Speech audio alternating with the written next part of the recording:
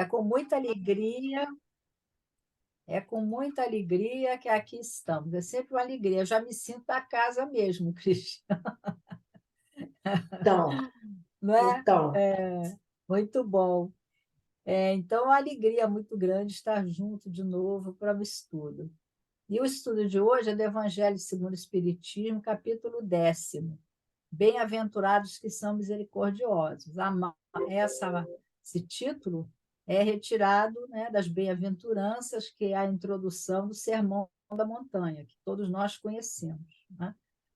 Ali, Jesus deixa para nós o código, praticamente um código de vida para nós, nos dando as orientações principais para que nós pudéssemos, junto com ele, caminho, verdade e vida, caminhar em direção ao Pai e, finalmente, como filhos pródigos, voltar à casa do Pai, vivendo o amor, fazendo o bem. Então, nesse capítulo, que tem 21 itens, Kardec vai começar trazendo bem-aventurados os que são misericordiosos, porque obterão misericórdia, e aí a seguir ele coloca, ainda do Sermão da Montanha, a questão do perdão. Se perdoardes aos homens as faltas que cometerem contra vós, também vosso Pai Celestial vos perdoará os pecados. Aquilo que está do Pai Nosso, né? Perdoar, se nós perdoarmos. Mas se não perdoardes aos homens quanto vos tenham ofendido, vosso Pai Celestial também não vos perdoará os pecados. Mateus, capítulo 6. E, e ele depois, na terceira parte, nesse capítulo, ele coloca várias passagens que lembram exatamente reconciliação, perdão e misericórdia. E aí a outra passagem que ele coloca, antes dos seus comentários, é a passagem com Pedro, né? Que está em Mateus capítulo 18. Se contra vós pecou vosso irmão, ide fazer-lhe sentir a falta em particular, e a sós com ele. Se vos atender, tereis ganhado o irmão. Então, aproximando-se dele, disse-lhe Pedro: Senhor, quantas vezes perdoarei a meu irmão quando houver pecado contra mim? Até 7 vezes? E Jesus então respondeu: Não vos digo que perdoeis até 7 vezes, mas até 70 vezes 7 vezes. E então, né, nós sabemos hoje que não é uma conta matemática, né? Não é a conta de tabuada, né? Havia como nós temos, né, algumas palavras que têm um sentido conotativo, um sentido representativo, como uma figura de linguagem. 7 significava muitas vezes, e 70 significava infinito. Então, 7 vezes 70, ou 70 vezes 7, era infinitas vezes. Isso quer dizer sempre, né? Sempre, sem fim.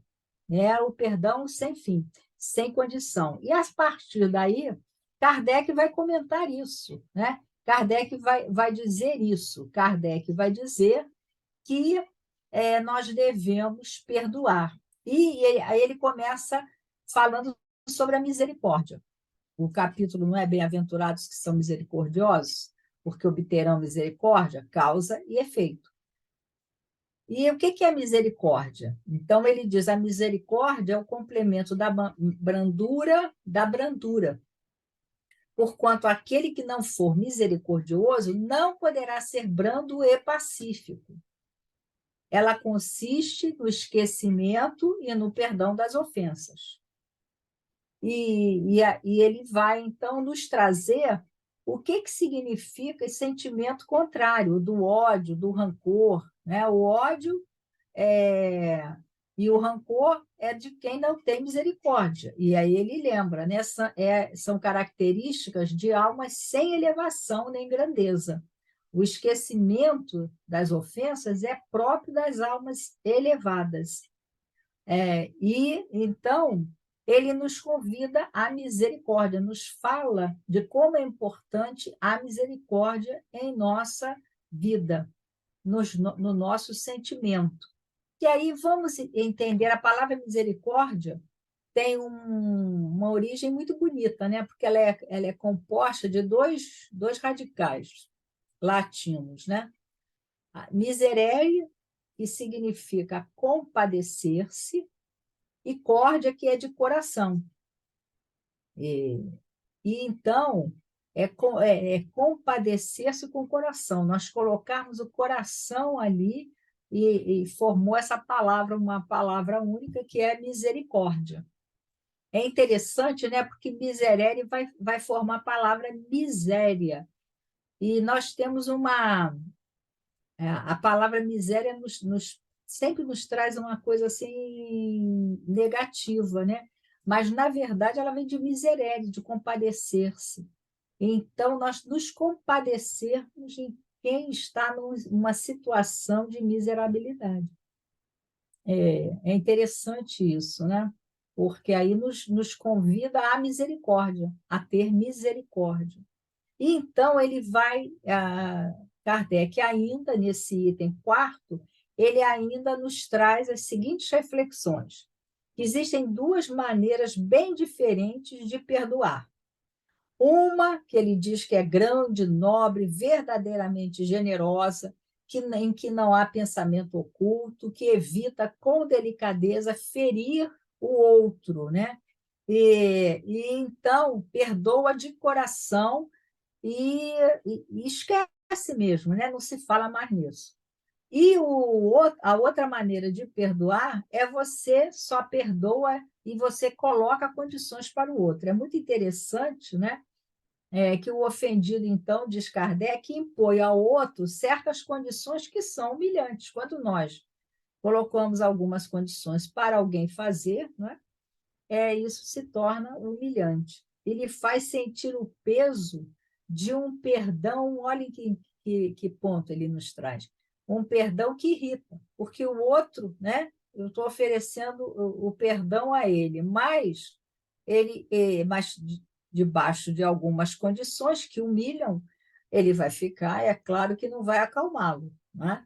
Então, nessas circunstâncias, desse segunda maneira de perdoar, essa perdão sob condições humilhantes, não é possível uma reconciliação. Não há reconciliação sincera, né? Porque não há generosidade. Há apenas uma forma de satisfazer o orgulho. Né? Muitas vezes, né? Para nós dizermos, olha só como eu sou generoso, perdoei, mas perdoou sob condições, impondo ao outro uma humilhação. Então, Kardec nos aponta esse ponto. A seguir, ele coloca a necessidade de nós nos reconciliarmos com o nosso adversário, dentro daquela máxima de Jesus, que também está no Sermão da Montanha. Reconcilia-te com teu adversário enquanto estás a caminho com ele. Para que ele não vos entregue ao juiz, o juiz não vos entregue ao ministro da Justiça e não sejais metido em prisão. Digo-vos em verdade que daí não saireis enquanto não houverdes pago o último ceitil. O que é isso? Quando nós lesamos o outro, ferimos o outro, nós incorremos, a infração que fazemos não é o outro, é a lei de Deus, porque a lei de Deus estabelece que nós façamos aos outros o que gostaríamos que eles nos fizessem, que nós amássemos ao próximo como a nós mesmos. Então, essa é a lei. Quando nós ferimos essa lei, é com a lei que nós temos que nos reajustar. E é claro, se aquele a quem ferimos está conosco aí no caminho, às vezes na família, às vezes como vizinho, como colega de trabalho, às vezes mais distante, é melhor que nós nos reconciliemos com ele. E por quê? Né? Porque ajuda a boa convivência. Né? Na convivência social vai ser né? Uma boa medida. Né? Então, diz Kardec, aí existe um efeito moral. Né? Nós nos liberamos, quando nós oferecemos o perdão, na verdade, somos nós os maiores beneficiados, porque nós nos libertamos dessa ligação de sentimento negativo. Nós tiramos de nós esse peso, né, do ressentimento, da mágoa, nós retiramos de nós isso e ficamos mais leves.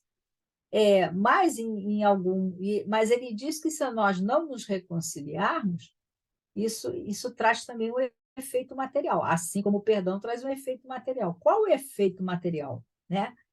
E aí ele vai lembrar da morte. Por isso que reconcilia-te com o teu adversário enquanto estás a caminho com ele, porque a morte não rompe os laços. Então, aquele sentimento que nos liga, ele vai permanecer. Se for um sentimento de afeto, né? de amor, de amizade, vai ser ótimo, porque não vai nos trazer nenhum malefício. Agora, se for um sentimento negativo, muitas vezes, não só uma animosidade, mas muitas vezes chega ao ódio. E nesse ponto, o que acontece? Vai ser a abertura, o ponto em que aquele que nos liga, né, que está ligado a nós, pelo sentimento negativo, pelo ódio, pela animosidade, ele vai continuar após a morte e pode se tornar um obsessor. Então, é isso que Kardec, a seguir, ele vai nos chamar a atenção, né? Os espíritos vingativos perseguem, muitas vezes, no além-túmulo, contra aqueles os quais guardam rancor, né? Então, aí ele fala dos casos de obsessão, muitas vezes, que são, né? Quando vemos, né, esses livros, André Luiz conta para nós e outros autores contam para nós, o Manuel Filomeno, através da mediunidade de Evaldo, o André Luiz, através da mediunidade do Chico, nos relatam, né, quantos casos de obsessão e obsessões graves que vêm de longas, né, de outras vidas, às vezes mais de uma vida, e a necessidade, então, como Jesus disse, né, para que não sejais metido em prisão. Que prisão? Nós precisaremos reencarnar enquanto nós não pagarmos até o último ceitil, nós estaremos sob os efeitos da lei que infringimos, né? Não escapamos disso. Então, Kardec diz, né? O obsidiado, aquele que sofre obsessão, são, pois, quase sempre vítimas de uma vingança. Deus o permite porque, a seu turno, praticaram também, praticar o mal, faltando com a caridade e a indulgência. Então, por isso, né, é que Jesus recomenda que nos reconciliemos o mais cedo possível com o nosso adversário. E isso não objetiva somente apaziguar as discórdias na nossa atual existência, é principalmente, diz Kardec, para que elas se não perpetuem nas existências futuras. Não saireis de lá da prisão enquanto não houver despago até o último centavo, isto é, enquanto não houver satisfeito completamente a justiça de Deus, enquanto não estivermos, né, já reabilitados diante da lei de Deus. Então, por isso que é sempre mais sábio, melhor, né? Por isso a recomendação de Jesus, que perdoemos, que nos reconciliemos, que nos submetamos mesmo, né? Humildemente, aí pedir perdão se cometemos erro contra alguém.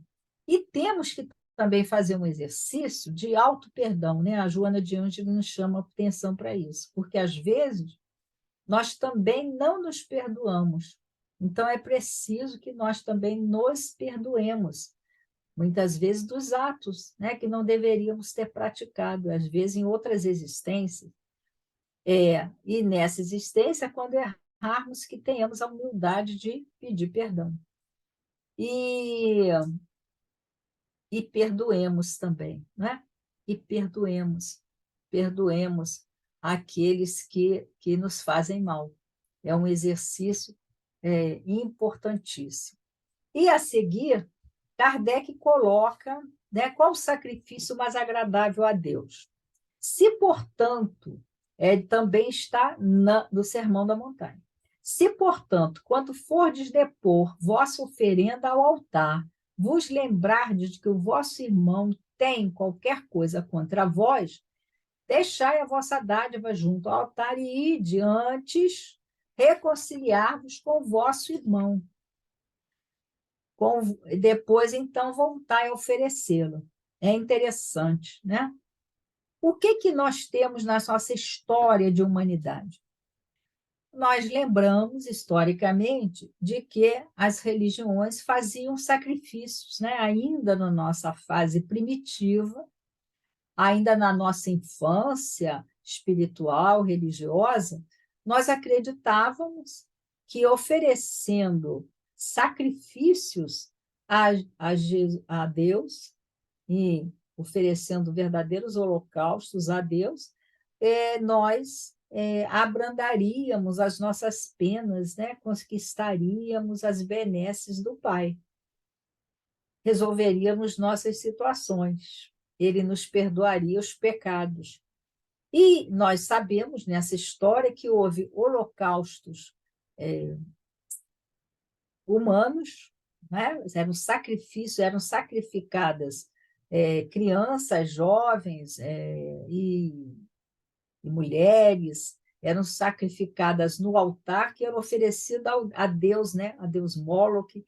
E entre os judeus houve um momento, tanto que nós vamos lembrar de Elias, contra os sacerdotes de Baal, que eram oferecidos ali sacrifícios humanos. E Elias vai lá, confronta os sacerdotes de Baal e faz um desafio a eles. Todos nós lembramos desse desafio, não é? Que Elias depois vai encarnar como João Batista, o precursor de Jesus. E ele faz um desafio aos sacerdotes de Baal. Se o Deus dele, se Baal fosse o Deus verdadeiro, eles conseguiriam, né, concretizar o desafio que ele apresentava. E então ele coloca lá uma situação, um monte ali, que ele faz, e o Deus teria que se materializar praticamente, né, e destruir aquilo ali. E aí Baal não consegue, e quando Elias fala, né, pede a Deus que se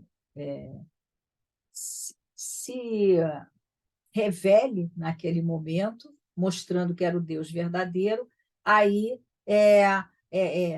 acontece uma faísca, né? E se transforma em fogo aquele monte que ele tinha feito, e fica comprovado que o Deus verdadeiro era o Deus de Elias. Mas Elias, né, não satisfeito com o que ele já tinha demonstrado e conseguido demonstrar que o Deus verdadeiro era o Deus que Elias anunciava, ele resolve decapitar todos os sacerdotes. Então, isso vai acarretar, né, depois o momento porque ele passa. Mas olha que interessante, quando nós lemos Amélia Rodrigues nos revela que se João Batista tivesse tido misericórdia de Salomé, né, da Herodíades, ali naquele momento, não tivesse com tanta força, né, invectivado contra ela, se ele tivesse tido misericórdia, que ela era uma alma que merecia misericórdia, ele não teria perdido a cabeça. Olha só que interessante, né? Aí nós estamos falando de misericórdia, muito interessante isso. Então, eram sacrifícios que eram oferecidos a Deus. Depois nós passamos para sacrifícios de frutas, né, de coisas da natureza. E aqui, o que Kardec vai dizer? O sacrifício mais agradável a Deus que Jesus já tinha colocado, né, no Sermão da Montanha, qual era o sacrifício mais agradável a Deus. Se, portanto, quando for de depor vossa oferenda, deixai a vossa dádiva, que era o sacrifício, que era a oferta, deixai a vossa dávida junto ao altar e ide antes reconciliar-vos com vosso irmão. Então, diz Kardec, o sacrifício mais agradável a Deus é que o homem faça o sacrifício do seu ressentimento. Como é que ele vai fazer isso? Reconciliando, pedindo perdão ao outro. Se errou, vá lá e peça perdão. É exatamente só então, né, quando ele faça esse sacrifício do seu ressentimento, só então é que a sua oferenda será bem aceita, porque virá de um coração expungido de todo e qualquer pensamento mau, né? Então, o que Jesus disse? Entrando no templo do Senhor, ele deve deixar de fora todo sentimento de ódio, de animosidade, todo mau pensamento contra o seu irmão. E então, em outro momento, ele fala do argueiro e da trave. Olhem como Kardec compilou as passagens do Evangelho de Jesus quanto à necessidade do perdão, da reconciliação, da misericórdia. E eu só dou, né, só ofereço perdão, só me reconcilio se eu tiver misericórdia no meu coração, se eu me compadecer com o coração do outro, né? Então ele vai buscar o outro momento de Jesus, que está também no Sermão da Montanha, o argueiro e a trave no olho. Como é que vedes um argueiro no olho do vosso irmão, quando não vedes uma trave no vosso olho? Ou como é que dizeis a vosso irmão, deixa-me tirar um argueiro do teu olho, vós que tendes no vosso uma trave? Hipócritas, tirai primeiro a trave do vosso olho, e depois então vede como podereis tirar o argueiro do olho do vosso irmão. Mateus. E Kardec começa esse comentário dele de uma forma muito interessante. E ele diz que uma das insensatezes da humanidade consiste em vermos o mal de outro antes de vermos o mal que está em nós. E isso é o natural da humanidade, não é? É o natural da humanidade.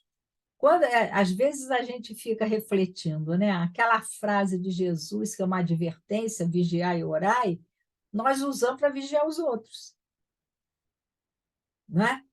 A interpretação ela é unilateral. Esquecemos de nos vigiar. E é isso que Jesus chamava atenção. Nós não vemos um cisco. O que é uma argueira? É um cisco. Nós vemos um cisco, aliás, vemos um cisco no olho do outro.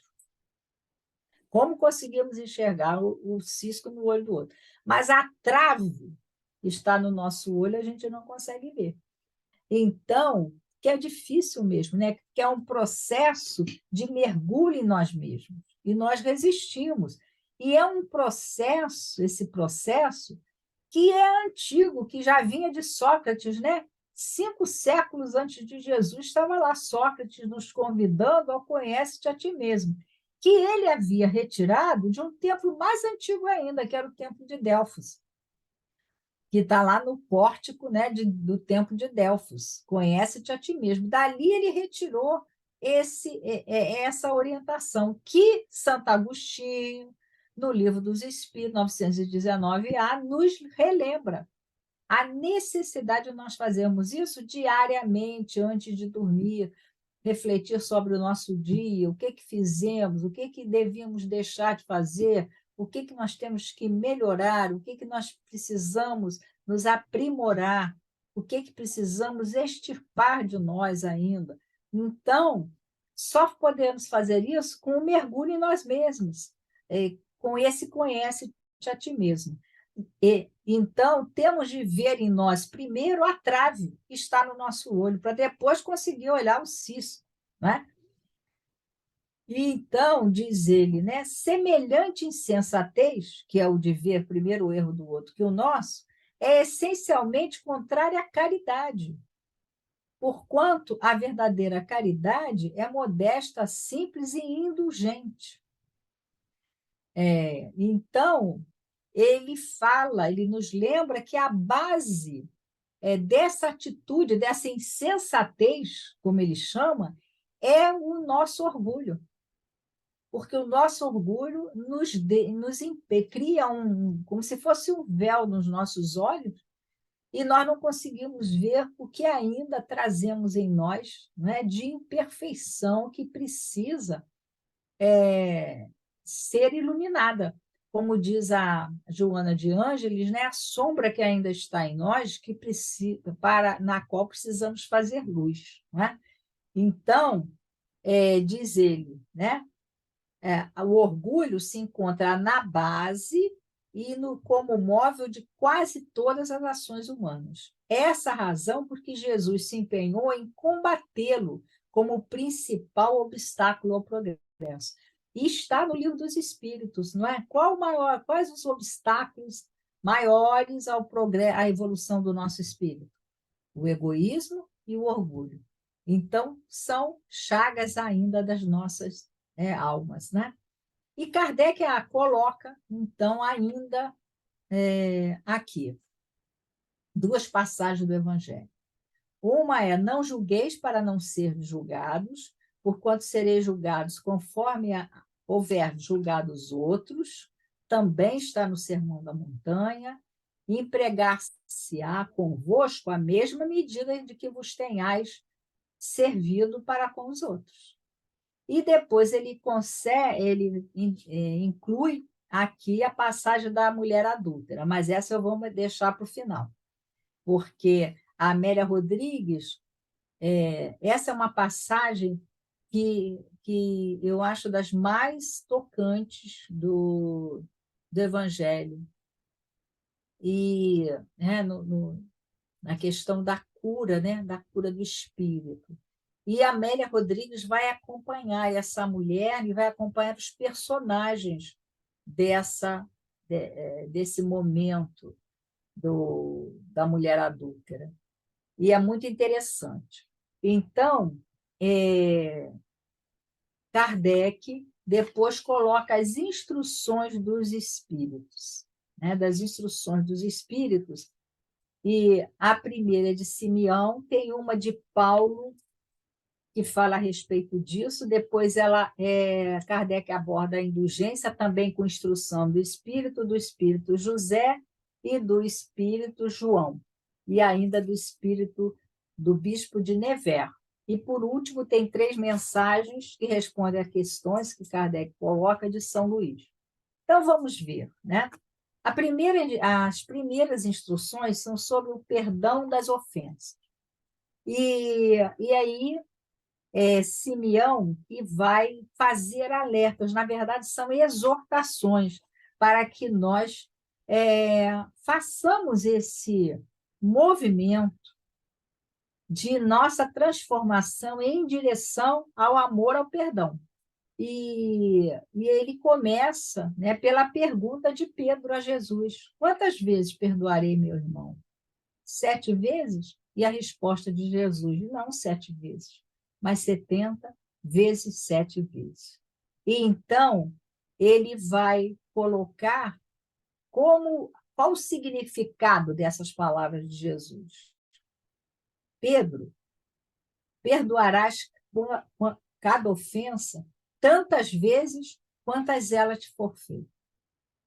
Ensinarás a teus irmãos esse esquecimento de si mesmo, que torna uma criatura invulnerável ao ataque, aos maus procedimentos e às injúrias. Serás brando e humilde de coração, sem medir a tua mansuetude. Quer dizer, não há limite para a nossa brandura, para a nossa misericórdia. Farás, enfim, o que desejas que o Pai Celestial por ti faça. Perdoar para sermos perdoados. Não está ele a te perdoar frequentemente? Olha que ponto que nós devemos refletir. Quantas vezes Deus já nos perdoou? A reencarnação é o nome que Deus dá para o perdão dele. A cada encarnação é um perdão que Deus está nos oferecendo. Conta, porventura, as vezes que o seu perdão desce a te apagar as faltas? Prestai atenção, prestai, pois, ouvidos a essa resposta de Jesus. E como Pedro, aplicai a vós mesmos. Perdoai, usai de indulgência, sede caridosos, pródigos, generosos, até do vosso amor. Daí que o Senhor vos restituirá. Perdoai, que o Senhor vos perdoará. Abaixai-vos, para que o Senhor vos eleve. Humilhai-vos, que o Senhor fará vos assenteis à sua direita. Espíritas, e aí o último parágrafo dessa comunicação, dessa instrução, é aos espíritas. Espíritas, jamais vos esqueçais que tanto por palavras como por atos, o perdão das injúrias não deve ser um termo vão. Pois que vos dizeis espíritas, sede espíritas. Ouvidai o mal que vos hajam feito, e não penseis senão numa coisa, no bem que podeis fazer.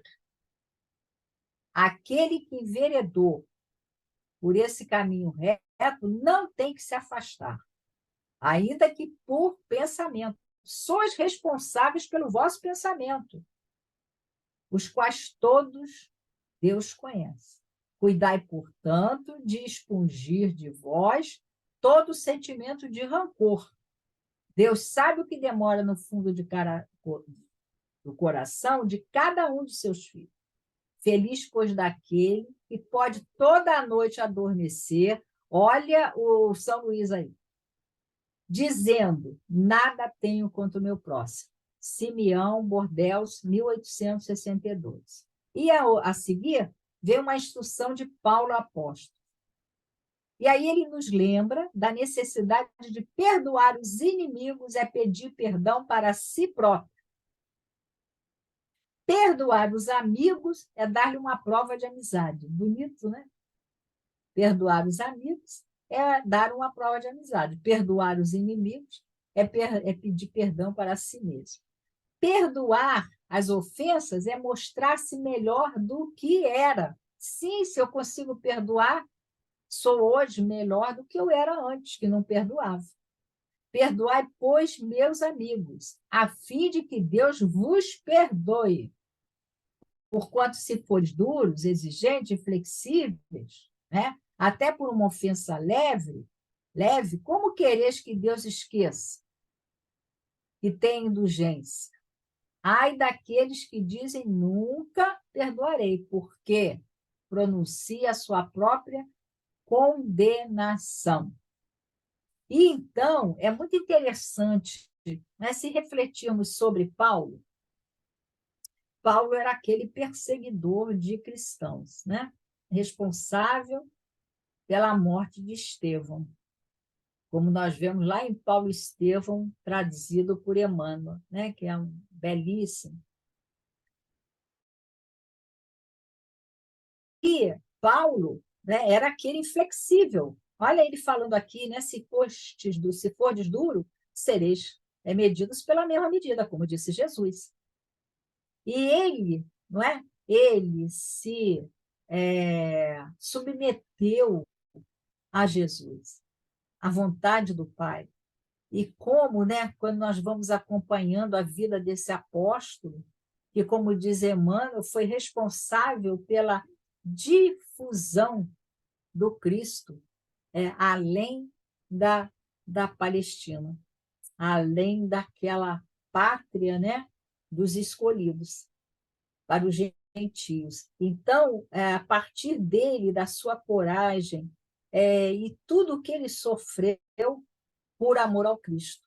Então, ele sabe, né, de que ele está falando. É possível, E o perdão, né, que ele recebeu de Estevão, que foi, na verdade, depois o seu guia espiritual, né? Mas ele ainda nessa instrução, ele nos toca em dois pontos. Há duas maneiras de perdoar. Há o perdão dos lábios e o perdão do coração. Né? Então, ele vai mostrar essa diferença. Qual é o perdão dos lábios? É aquele que diz: perdoo, mas não me reconciliarei nunca. Não quero tornar a vê-lo em toda a minha vida. Será esse o perdão, segundo o Evangelho? Diz ele: não. O perdão verdadeiro, o perdão cristão, é aquele que lança um véu sobre o passado. Esse único que será levado em conta, visto que Deus não se satisfaz com as aparências. Ele sonda o recesso do coração e os mais secretos pensamentos. Ninguém se lhe impõe por meio de vãs palavras. O esquecimento completo e absoluto das ofensas é peculiar às grandes almas. O rancor é sempre sinal de baixeza e de inferioridade. E ele encerra dizendo: não ouvideis. O verdadeiro perdão se reconhece muito mais pelos atos do que pelas palavras, que é exatamente isso, né? O perdão dos lábios é só pelas palavras. O perdão do coração é que, né, é entendido e recebido por Jesus. E então, ainda temos uma mensagem falando sobre a importância da indulgência. Então, para termos misericórdia, um exercício ainda, o da indulgência. O que é a indulgência? A indulgência é aquele que, quando olha para o outro, não vê os seus defeitos. Ou, se os vê, diz o José Espírito Protetor, evita falar deles e divulgá-los. O Chico dizia que a gente devia ser a estação terminal de toda a fofoca, né? Então, a gente pode ver, né, as imperfeições do outro, até a gente ver as que nós temos, né? No outro a gente reconhece as que nós temos, o outro é o nosso espelho, mas nós não divulgamos. Ao contrário, ocultam-os, né? Existem aquelas pessoas, se alguém vem, né, que nós sejamos esse. E quando alguém vem falar de alguém, outra pessoa, um terceiro, nós digamos, né? Ah, não, não fala não, e mostremos uma coisa boa, uma virtude que ele tenha, porque todos nós, né, temos alguma coisa para ser destacada. Então, diz o José, a indulgência não se ocupa com os maus atos dos outros, a menos que seja para prestar um serviço. Mas, neste caso, tem o cuidado de os atenuar. Ó homens, quando será que julgareis vós mesmos os vossos próprios pensamentos, atos, sem vos ocupardes com o que faz os vossos irmãos? Quando só tereis olhares severos para vós mesmos? Sede indulgentes, meus amigos, sede severos para convosco, indulgentes para com os outros. Porquanto a indulgência atrai, acalma, ergue, ao passo que o rigor desanima, afasta e irrita. E aí ainda temos a mensagem de João, o bispo de Bordeaux, e nos convidando para a indulgência também. É o mesmo teor da de José. Sede indulgentes para com as faltas alheias e severos para vós mesmos, né? E ainda uma mensagem do de Fetre, o bispo de Nevers, que também fala, de novo, reiterando, confirmando a necessidade da indulgência, que, né, nos leva à misericórdia, a termos misericórdia dos outros, né? O verdadeiro caráter da caridade é a modéstia e a humildade, que consiste em ver cada um apenas superficialmente e esforçar-se por fazer que prevaleça o que há nele de bom e virtuoso. Então, o convite é para que nós busquemos no nosso irmão o que ele tem de virtuoso, o que ele tem de virtuoso.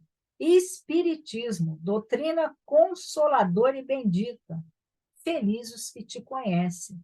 E aí ele nos convida, né, que nós façamos caridade prática, caridade do coração, caridade para com o próximo como para si mesmo. Numa palavra, caridade para com todos e amor a Deus acima de todas as coisas. porque o amor a Deus resume todos os deveres e porque é impossível amar realmente a Deus sem praticar a caridade, da qual fez Jesus uma lei para todas as criaturas. E ele termina, e Kardec termina esse capítulo com respostas, as respostas são de São Luís, né? Ninguém sendo perfeito, seguir-se-á que ninguém tem o direito de repreender o seu próximo.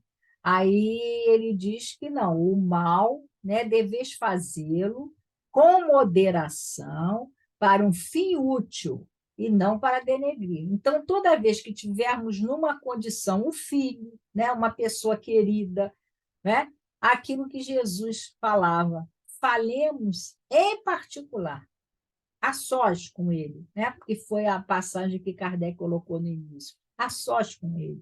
Façamos isso, né? Com fim útil, nunca para humilhar o outro. E é outra pergunta que Kardec faz. Será repreensível notar-se as imperfeições dos outros quando daí nenhum proveito possa resultar para eles, uma vez que não sejam divulgadas? Aí, São Luís responde, né? Quando o mal existe, a gente não tem como defender o mal, né? O erro está, né, no fazermos qualquer observação querendo denegrir o outro, querendo humilhar o outro. Mas, né, se nós chamamos em particular e falamos, é isso que devemos fazer, né? Haverá casos em que se convenha desvendar o mal de outrem, se as imperfeições de uma pessoa só ela prejudicam, não haverá nenhuma utilidade em divulgá-la. Mas se ela vai causar um mal a uma comunidade, é necessário que esse mal, né, seja contido de alguma forma. E então, vamos para a passagem da mulher adúltera. Vou falar rapidinho que já estamos terminando, né? A passagem da mulher adulta é muito interessante, todos nós lembramos, não lembramos? A mulher, aí a Amélia Rodrigues, eu vou colocar a Amélia Rodrigues aqui nos revelando essa passagem de Jesus no Evangelho. Porque a Amélia Rodrigues, né, nos traz os bastidores dos eventos que estão no Evangelho.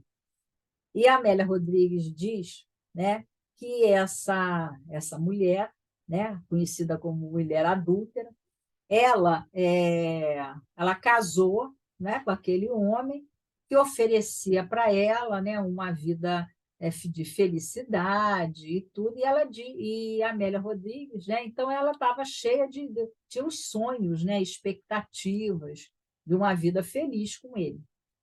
E a Amélia Rodrigues diz que no início tudo bem, mas aquele homem meio assim, né, leviano, ele no início, né, durante um tempo, ele preservou a fidelidade e tal, mas lá pelas tantas, ele ia lá para as tabernas e deixava a mulher em casa sozinha. Esta mulher, né, numa condição de fragilidade e de desamor, né, e de mal cuidada, né, de atenção mesmo, né, de desatenção por parte do marido, chegou-se alguém, né, sedutor, e a seduziu. E ela é levada, e aí os amigos dele, diz Amélia Rodrigues, levam a ele, né, denunciam a ele, delatam a mulher. E ele, então, prepara a vingança. E a Amélia Rodrigues, né, fala da torpeza disso, da torpeza disso. E ele, num dia, ele chega junto com outros homens, né, e a retiram de casa, ela seminua, e arrastam pelas ruas ali, levam até o lugar da lapidação, e ele, então, diz que ela tem que ser lapidada porque ela é adúltera. E aí Jesus está ali, então eles perguntam para Jesus, como provocação, né? E nós já sabemos, se ele dissesse que sim, ele contrariava tudo o que ele estava pregando, né? Que era o perdão, o amor. Então, ele perdia a autoridade da sua mensagem. Se ele dissesse não, ele contrariava a lei de Moisés e incorria em erro, né? Então, ele não podia dizer sim nem não. E, e ali, né, Emmanuel tem uma mensagem falando desta mulher, em que ele diz: e onde estava o adúltero? Porque a lei condenava os dois. A lei, que está no Levítico, condenava os adúlteros, fossem homem ou mulher. Mas normalmente era a mulher que sofria o apedrejamento. E na lei se permitia, né, apedrejamento até a morte. Mas, sob o Império Romano, quando o Roma estabeleceu o poder dele, impediu, tá, de que isso se cumprisse. Então, os judeus não podiam decretar a morte dela. Elas eram só apedrejadas, mas não eram levadas à morte. Depois eram abandonadas, era uma situação muito triste.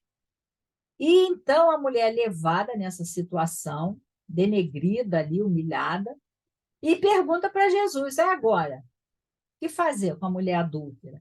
E ele, né, a passagem é que ele se abaixa e contam, né, que ele escreve na areia.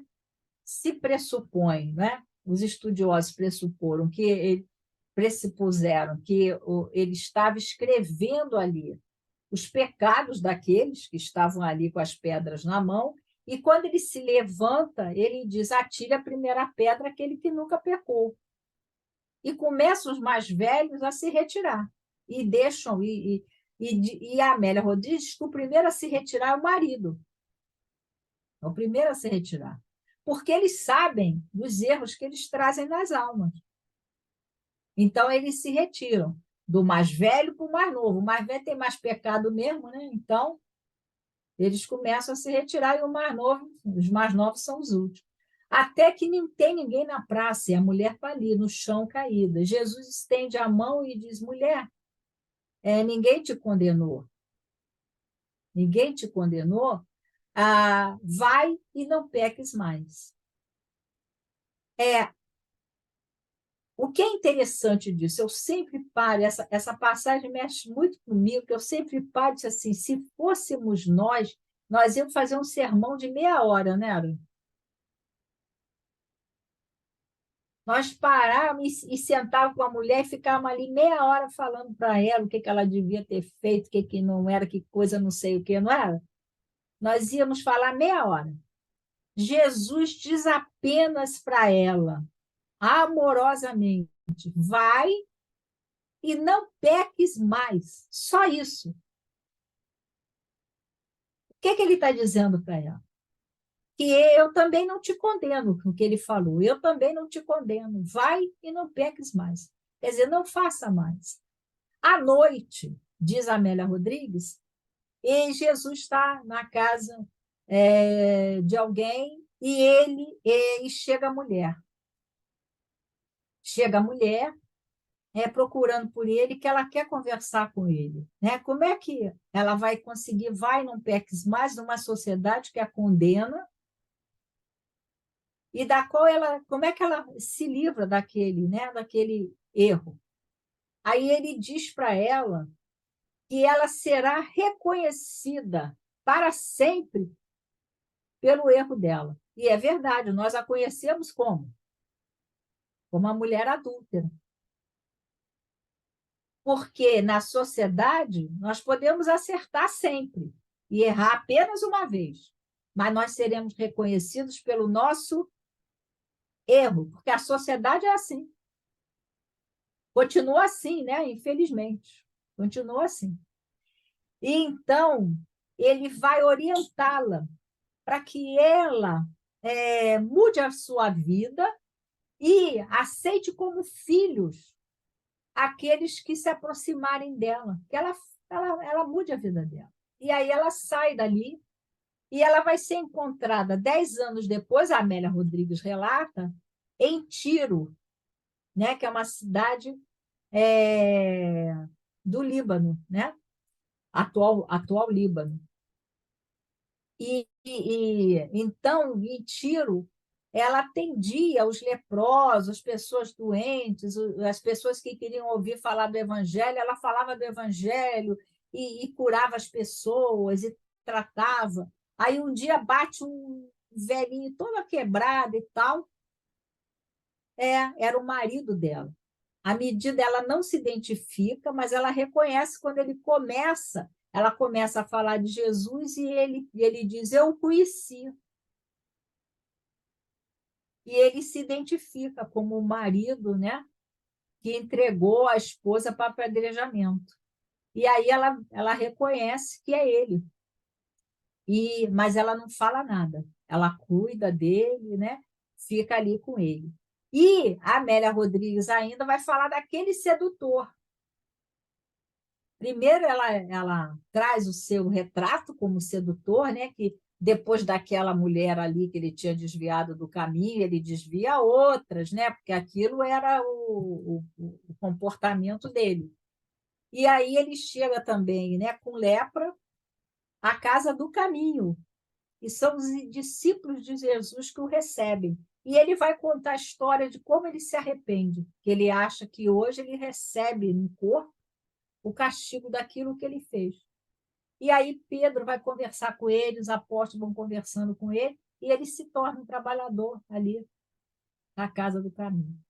Então, quando nós conseguimos, né, colocar em nós o amor que Jesus nos ensinou e que essa doutrina nos traz de volta esse cristianismo, né, redivivo, que nós possamos, na nossa trajetória, abater o nosso orgulho, né, e perdoar.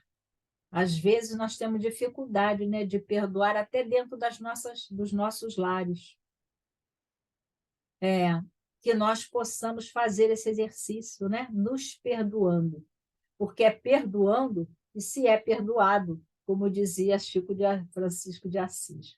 Que Jesus nos abençoe, que nós possamos estar entre os misericordiosos que obterão misericórdia. Que Jesus nos abençoe. Muito obrigada, Graça, muito esclarecedor.